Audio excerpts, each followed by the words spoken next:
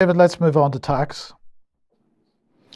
Well, yes, just a little update. There's many movements starting to occur and directions of travel starting to occur in tax. Different ones on each side of the Atlantic. Over in America, here we have NASDAQ money reporting. There's an attempt to be careful about the naming of acts in both in Britain and America, the Fair Tax Act into effect.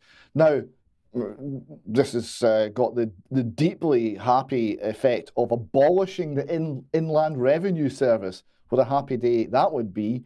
But the quid pro quo is a national sales tax of 30% on more or less everything you buy to replace the income tax.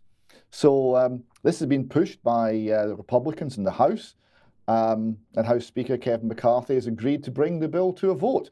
That vote will fail and it won't go ahead. And even if it succeeds, Biden is promising to vote it down, to veto it. But it does show that at least there is a push to try and get some tax reform in the United States. It's interesting to note here on the next slide, it says it's been put forward partly in response to the Inflation Reduction Act.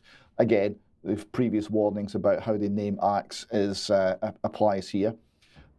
Because the Inflation Reduction Act gave the IRS $80 billion extra to hire 87,000 extra IRS agents to crack down on tax evaders.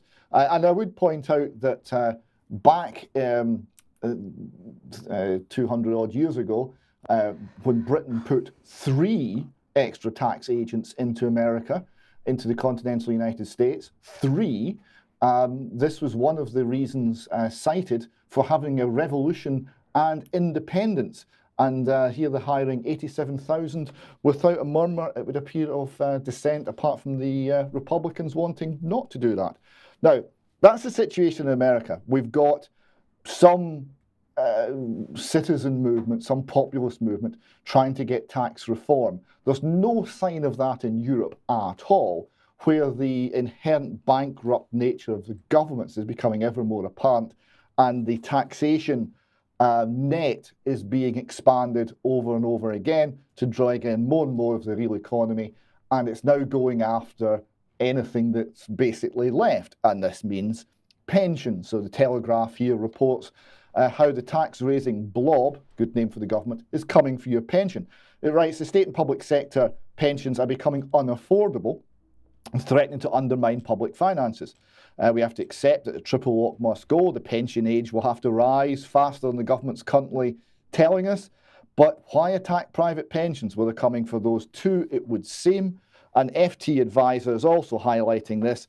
They're saying the relatively high levels of personal wealth enjoyed by the over 50s could face increased levels of taxation and a further increase in the age at which the state pension becomes payable.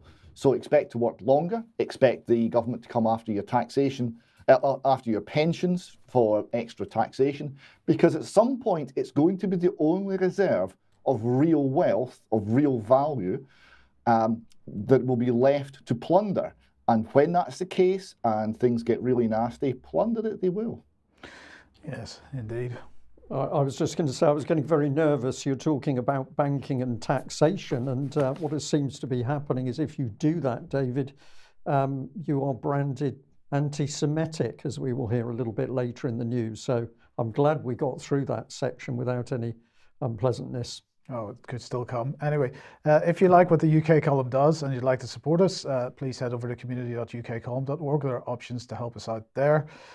You could pick something up at the UK column shop, but please do share material you find on the various platforms. That would be very much appreciated. And David, very briefly, just a quick note on this article. Yes, Science Not Soup. This is Dr. James Tour, an excellent interview on origin of life research. Has already sparked a lot of correspondence from people in the scientific community and wider UK column viewers. So please enjoy that. Dr. Tour is always entertaining, always passionate, and the scientific argument he makes is a very fundamental one that needs to be grasped. Okay, thank you for that, David.